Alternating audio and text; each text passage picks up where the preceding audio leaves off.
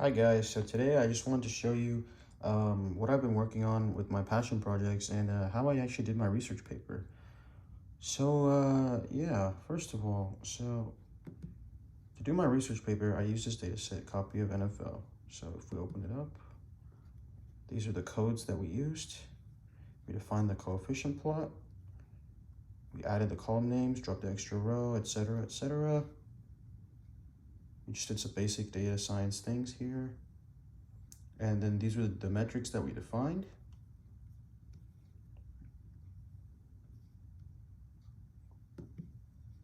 And then for actually reading the data, see, this project was for me, my research paper, which was how to, what are the most important characteristics when evaluating draft players in the NFL. So this was the data set we used, that link. And then this is the data set open. So it tells you all the players, basically, player ID, team, round, season, position, and some of their stats. Every single player since 1980, which is actually a pretty nice data set. So yeah, so we got a lot of things here. And we filtered after 1997, and that's because after pre-1997, there were actually 12 rounds, and we're only interested in the past 7 rounds. So these are the indexes of the data set. And then this is the new data set from 1997 that we're going to look at now because it has 7 rounds. So what this told us was when we filtered round and Pro Bowls, we received these results. And then if we construct a scatter plot of it, we receive these results, which tell us that, yeah, overall, overall it's going down, right? It's going this way. So the first round does seem to have better results for drafting more Pro Bowlers, right?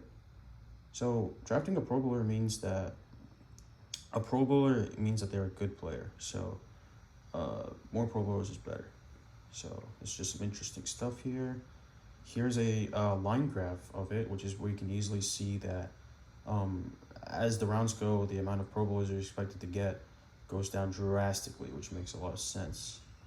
And then these were our correlation coefficients for all the variables that we decided to use. So season, round, pick, Hall of Fame age, all Pro, Pro Bowls, wins, and then passing yards and statistics, which are all pretty relevant. So it does look like all Pro and wins are the most important, which makes sense, right? Because if you're an All Pro, it's almost the same as a Pro Bowl, and wins means that you're more likely to win games if you're a better player, which does make sense. So yeah, so this was a different data set where the index was false, and then we took the aggregate of all these variables, and then these were the yards that we received. So it looks like the Chargers actually have the most total yards. Patriots at second, of course, with Brady. And then if we scroll down, these are all the teams in order. Raiders actually have the fewest. That's just because this has Oakland in it right here, and then the Raiders, Las Vegas down here. So that's why they have the fewest. We just look at the Cowboys, just an example, right? Nothing much to see here. This shows you the amount of Pro Bowlers that there are per year. Excuse me, not Pro Bowlers, passing yards. So we looked at this. Has the NFL become more pass-friendly since 1980? And this graph told us that yes, actually it has. So we looked at this. So now we looked at college stats. So what this told us was we merged the data set, the NFL data set with the college data set right here. So we merged them, and then we correlate them, and then we filtered by Pro Bowlers and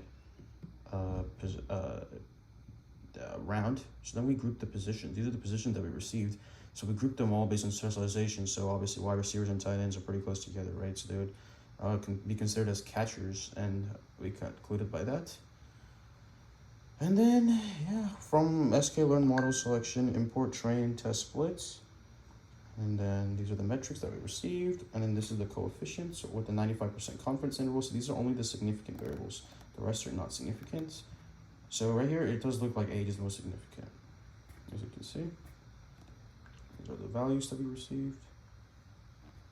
And then this shows us the most relevant ages. So as a conclusion, right, we conclude that ages 21 to 23 are the most relevant in conducting this experiment. Thank you. So all this is explained more further in depth in my research paper. Please check that out. Thank you.